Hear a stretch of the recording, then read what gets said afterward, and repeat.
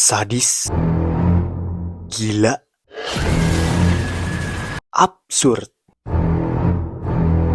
Cok, Kylian Murphy.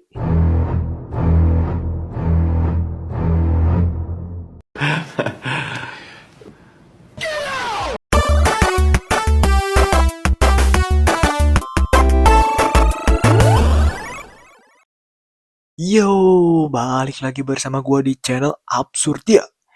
Hidup absurd, film absurd, review pun absurd. Oke guys, jadi pada video kali ini kita bakal review film terbaru berjudul 28 Years Later The Bone Temple. Film awal tahun yang gila, yang sadis, yang aneh, absurd, tapi bagus banget, kategori mantap absolut cinema, Pak. Bagi kalian yang belum tahu, film ini tuh ada franchise-nya ya. Dimana film yang kali ini gua review adalah film keempat. Nah, franchise-nya tuh udah ada 4 film.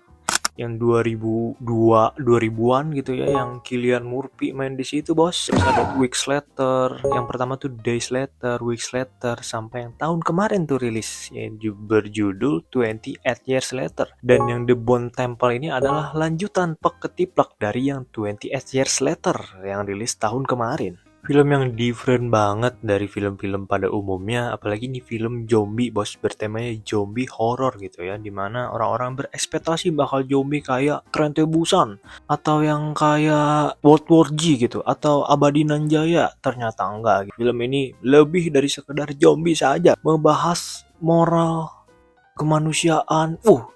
Ini mantap banget, cuma memakai eksekusi yang mantap juga dengan cara yang aneh dan nyeleneh absurd. Franchise ini emang terkenal dengan kebedaannya dengan film-film zombie lainnya gitu, dimana franchise ini ngehulik atau ngebahas itu sisi moral kemanusiaan dibanding zombie yang action-actionan terus. Udah unik dan terkenal dari dulu ya, mulai tahun 2000-an, terus yang Weeks Later sampai yang Years Later yang disutradarai oleh Danny Boyle ya, mulai unik-unik banget. Dan film keempatnya ini disutradarai oleh Nia Da Costa, Bos. Gila, ini sutradara kata gua mantap banget Nia Da Costa ya. Yang Nia Da Costa ini, bagi kalian yang belum tahu, dia ngebuat film The Marvels ya. Dia, kalau kalian tahu The Marvels, wah ancur-ancuran gitu ya. Banyak yang kritik, banyak yang hujat film The Marvels, tapi di sini Nia Da Costa membuktikan bahwa dia bisa membuat film mantap absolut cinema ya kan. Ternyata sutradara-sutradara yang biasa aja kelihatannya gitu ya, sutradara jelek itu bisa bagus jika penempatan cast crew-nya juga itu mendukung ya. Contoh Nia Da Costa ini. Dan film keempatnya ya ceritanya ini peketiplak sama yang 28 Years Later tahun lalu gitu, yang rilis tahun lalu, dimana melanjutkan kisah bocah bernama Spike yang bertemu dengan anggota Jimmy ya, Jimmy Lovers gitu ya. Di film ini dilanjutkan gimana kisah Spike dengan si anggota Jimmy ini sambil melanjutkan kisah dari dunia 28 Years Later. Ya, tapi sebelum kita lebih jauh gitu membahas filmnya ya, gue bakal disclaimer dulu, ini review spoiler alert ya guys ya. Bagi kalian yang belum nonton, tahan dulu bos, karena ini spoiler banget gitu. Tapi kalau kalian mau membantu gitu ya, mau membantu channel kecil ini ya nggak apa-apa, tonton aja gitu ya. Kalau kalian rela spoiler demi membantu saya ini ya, terima kasih sekali. Cuma ya kalian pertimbangkan lah, kalian mau spoiler atau tidak. Nah, yang gue suka dari ceritanya ini aneh, absurd, tapi jujur gitu. Tentang apa? Tentang mengenai situasi yang terjadi di dunia 28 Years Later ini gitu ya. Dimana dia mengulik kemanusiaan, dimana dia mengulik tentang moral, iman. Banyak banget yang diangkat gitu. Kalau bisa gue sebut, film ini sangat filosofis, tapi nggak yang menggurui, yang nggak literal gitu. Itu secara show don't tell, visual, itu kalau dibedah filosofis banget. Film ini dibuka dengan kelompok-kelompok Jimmy yang lagi tatarin si Spike, karena si Spike ini dianggap adalah orang baru yang harus masuk kelompok mereka ya. Jadi si Spike ini ditatarin dulu bos, disiksa gitu, dibully lah, sampai dimana Spike itu harus melawan satu anggota dari mereka. Kalau Spike bisa melawan anggota dari mereka, berhasil menang, berhasil membunuh, dia masuk, dia berhasil, dia selamat. Tapi kalau si Spike nggak berhasil, si Spike kalah, dia bakal dibunuh bos. Dan di situ diperlihatkan banyak gitu ya kelompok Jimmy-nya ini. Ada Jimmy 1, Jimmy 2, Jimmy 3, Jimmy 4, Jimmy 5 sampai Jimmy 100. Jimmy semua namanya bos. Lalu cerita lainnya ini mengisahkan tentang Dr. Ian Kelson ya, yang dimana kalau kalian tahu di film pertamanya dia tuh adalah sesepuh ibaratnya di dunia 28 Years Later ini ya, bisa menyembuhkan orang yang sakit, bisa ngejampe-jampe zombie di situ, sampai pada akhirnya di film ini dikisahkan bahwa si Dr. Ian Kelson ini pengen gitu menyembuhkan dari salah satu zombie yang ada di film ini, dan dia menamakan zombie tersebut adalah Samson ya. Kira-kira itu ya dua cerita yang ditampilkan di film The Bone Temple ini yang sampai akhir itu mengulik kemanusiaan moral gitu. Bukan tentang zombie ternyata, tapi bagaimana jika manusia dalam situasi yang dikerumuni oleh zombie-zombie, apakah manusia yang masih sadar ini akan menjadi manusia pada seharusnya gitu? Apakah dia harus menyeleneh gitu seperti si kelompok-kelompok Jimmy ini? Ini film bener-bener kategori absolut cinema kalau gue bisa bilang. Tapi kenapa? Tadi kata lu bilang film ini aneh ya kan? Tapi kenapa bisa absolut cinema? Karena menurut gua film ini jujur memperlihatkan bagaimana kondisi manusia yang seharusnya yang realistis tuh begini ketika ada situasi zombie yang setelah 28 tahun lewat. Satu persatu karakternya itu dikulik gitu. Bagaimana rasanya gitu, bagaimana perasaan dia. Contoh si Spike yang dipaksa harus masuk ke kelompok Jimmy ini, tapi si Spike itu nggak kuat gitu melihat orang-orang dikuliti lah, disiksa lah oleh kelompok-kelompok si Jimmy ini. Kenapa kelompok-kelompok si Jimmy ini menyiksa? Nah, karena dia tuh udah kehilangan moral-moral lama yang udah 28 tahun itu. Dia udah ibaratnya udah harus realistis gitu hidup di tengah-tengah 28 tahun. Dan karena juga mereka itu percaya yang namanya setan ya guys ya. Di sini setannya bernama Old Nick. Nah, si Old Nick ini dipercayai oleh si Jimmy, ketua dari kelompok si Jimmy ya, kita sebut King Jimmy aja ya. Nah, si Old Nick ini dipercaya oleh si King Jimmy ini adalah bapaknya, dan ini adalah setan. Dan orang-orang kelompok di situ tuh terpaksa terpercaya karena emang udah pasrah dengan kondisi dunia mereka. Dimana mereka tuh harus nurut dengan perkataan-perkataan si King Jimmy ini. Mereka harus memakai kostum yang setema, sestyle gitu. Ibaratnya walaupun beda-beda warna tapi sestyle gitu ya. Jaketnya kayak begini. Anjay. Saya juga anggotanya BTW. Terus rambut mereka juga harus disamain warna krem, rambut segini panjang. Nyuruh mereka harus menggunakan custom dan rambut warna krem kalau mereka pengen bertemu dengan Old Nick. Lalu ada Dr. Ian Kelson gitu, dimana dia tuh sesepuh dokter, tapi lama kelamaan juga ia merasa kesepian atas hidupnya. Dia merasa jenuh sampai dia itu mempunyai rumah di bawah tanah ternyata. Di situ dia diperlihatkan dia masih mempunyai kaset musik vinyl. Ketika dia menyetelnya, dia merasa apa ya? Gue ngerti sih perasaan si Dr. Ian Kelson ini ketika menyetel musik gitu, kayak wah, gue tinggal sendiri bos di sini, tapi masih ada musik yang menemani gue gitu. Jadi ibaratnya masih tertemani gitu oleh musik tersebut. Cuma ya balik lagi, dia tuh butuh seseorang. Dia tuh kesepian banget. Ini diperlihatkan bahwa manusia itu tidak bisa hidup sendiri ya bos ya. Manusia ini emang dihidupkan berpasang-pasangan ya. Walaupun dia cowok atau cewek ya, minimal at least ada temennya gitu ya. Sehingga si Dr. Ian Kelson menurut keyakinan saya ya, dia itu pengen menyembuhkan si Alpha atau si Samson ini. Untuk apa? Untuk dia mendapatkan teman baru sekaligus berniat baik gitu, menyembuhkan si Alpha atau si zombie Samson ini. Dan dimana kalau kalian tahu si Samson ini ternyata ya emang manusia biasa yang harus terpaksa menjadi monster.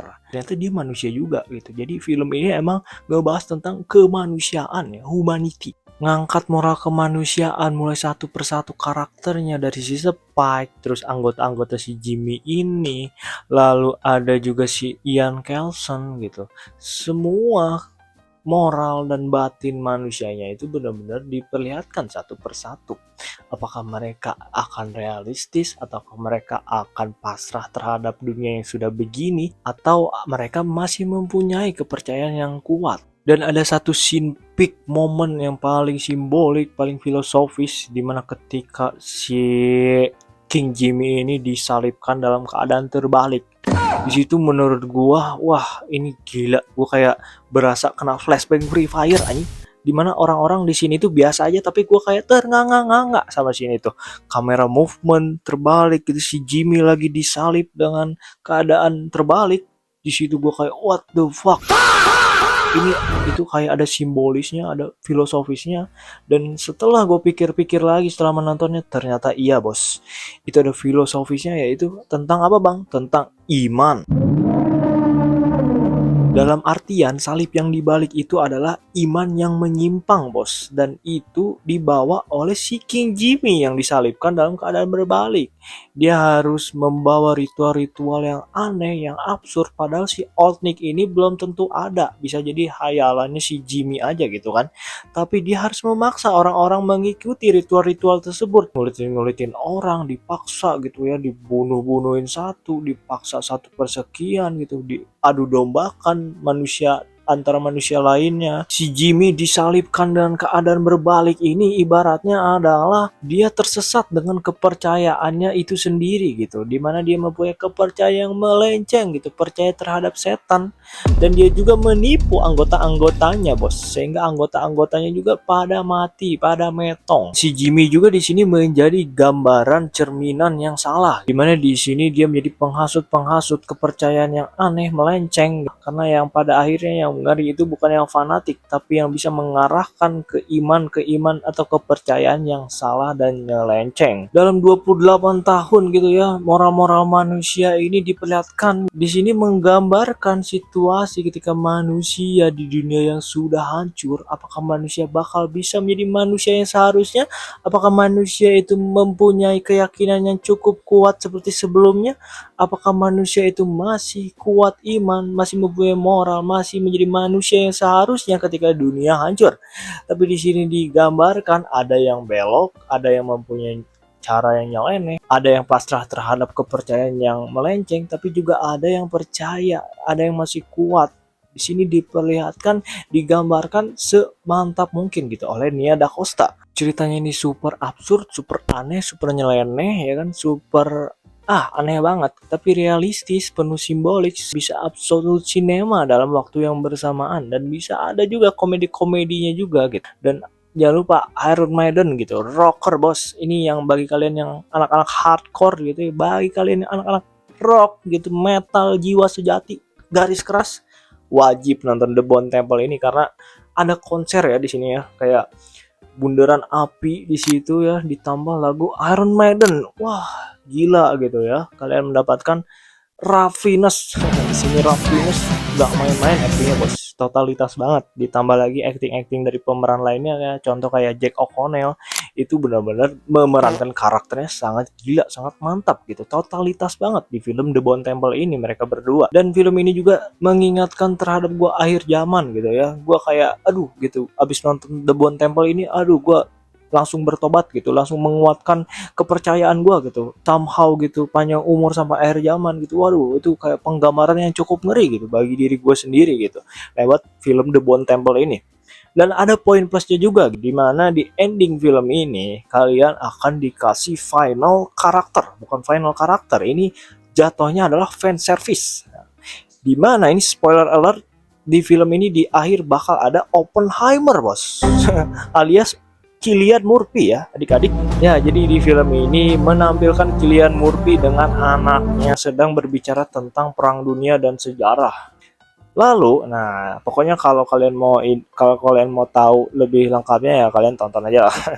Tapi ya intinya ada Cillian Murphy di ending dan dia bakal ada di film ketiganya. Dan menurut gue ini fan service yang berhasil, fan service yang mantap, nggak kayak sebelah gitu ya, yang terus fan service sampai hancur plot cerita. Cuma diutamain fan service-nya doang. Tapi di film ini berhasil gitu fan service-nya ya. Kayak pas Cillian Murphy, waduh anjir kaget banget gue gitu ya. Kayak what the fuck anjir, ini ada Cillian Murphy bos, gak nyangka banget. Ini bukan post credit tapi emang literally itu di bagian ending ya, di bagian akhir filmnya gitu. Anjir Cillian Murphy bos, gila. Ini yang ngebuat gua semangat juga gitu buat menunggu film ketiganya. Udah disetujuin banget bakal ada film ketiganya, tapi entah kapan gitu rilisnya ya. Bisa jadi tahun depan, bisa jadi 2 tahun ya. Ya kita doakan saja semoga film ketiganya ini bakal lebih mantap, lebih absolut cinema, lebih gong juga gitu. Final score kalau gue bisa kasih buat The Bone Temple ini, gue bakal kasih 9,2 dari 10 ya. Ini film terbaik dari franchise 28 Years Later menurut gue ya. Dimana film pertama, film kedua, film ketiga, film keempat, ya kan ada 4 film, tapi yang menurut gue paling mantap, paling gong gitu, paling absolute cinema, paling terbaik itu yang The Bone Temple yang baru rilis. Dan bagi kalian yang pengen nonton atau yang kalian tertarik dengan makna-makna simbolik kemanusiaan, moral dan iman ya, kalian boleh banget gitu menonton film The Bone Temple ini ya. Bukan sekedar zombie yang kejar-kejaran doang, tapi ini ngebahas kemanusiaan lebih dalam. Nonton film ini tuh kayak nonton film hitam putih. Kalau emang lu cinta banget gitu sama film hitam putih, atau lu sineas atau lu sinetfil, lu pasti bakal suka. Tapi berbeda dengan orang awam yang emang pada dasarnya tidak bisa menonton film hitam putih. Ada beberapa orang yang tidak bisa menonton film hitam putih, maka dia bakal benci. Ya itu ya, kira-kira gambaran The Bone Temple ini ya, kayak nonton film hitam putih. Kalau cinta, cinta banget. Tapi kalau nggak bisa nonton hitam putih, ya pasti bakal nggak suka. Dan mungkin segitu aja ya review kali ini ya. Ya, mungkin bagaimana menurut kalian yang sudah menonton. Jangan lupa komentar dan subscribe channel ini dan like juga gitu. Bagaimana pendapat kalian? Bagaimana menurut kalian? Apakah kalian suka terhadap filmnya atau tidak? Ya, singkat saja dari gua. Jangan lupa subscribe sekali lagi. Gua Absurdia izin pamit. Sampai berjumpa di video selanjutnya.